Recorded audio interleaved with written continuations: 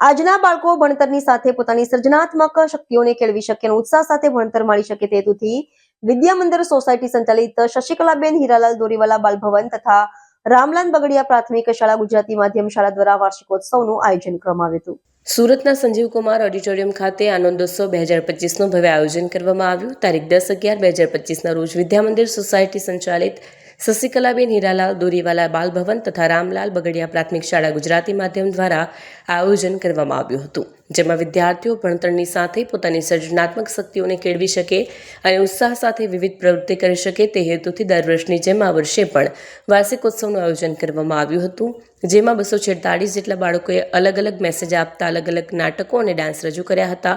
કાર્યક્રમમાં મોટી સંખ્યામાં વાલીઓ, મહાનુભાવો અને શાળાના આચાર્ય શિક્ષકો ઉપસ્થિત રહ્યા હતા અને વિદ્યાર્થીઓનો ઉત્સાહ વધાર્યો હતો।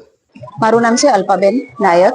હું વિદ્યા મંદિર સોસાયટી સંચાલિત શશિકલા હીરાલાલ દોરીવાલા બાળભવન અને રામલાલ બગડિયા પ્રાથમિક શાળા ગુજરાતી માધ્યમમાં આચાર્ય તરીકેની ભૂમિકા નિભાવું છું। 10/11/2025 અને બુધવારના રોજ અમારી શાળાનો વાર્ષિક સાંસ્કૃતિક પ્રોગ્રામ આનંદ ઉત્સવનું આયોજન કર્યું છે। આ આનંદ ઉત્સવની અંદર અમારા 246 જેટલા બાળકોએ ભાગ લીધો છે।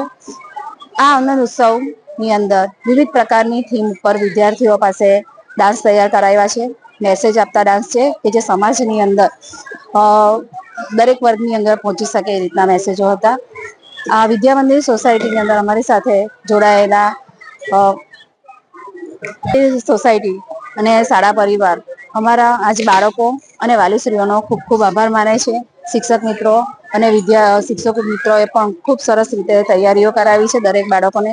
અમારો ઉદ્દેશ એક જ હતો કે બાળકોને આ સ્ટેજ મળે તો એમની જે અંદર જે સર્જનાત્મક શક્તિઓ છે સર્વાંગી વિકાસ થાય એ બાબતોનું ધ્યાનમાં રખાય એ રીતે આનંદ ઉત્સવનું આયોજન કરવામાં આવ્યું હતું।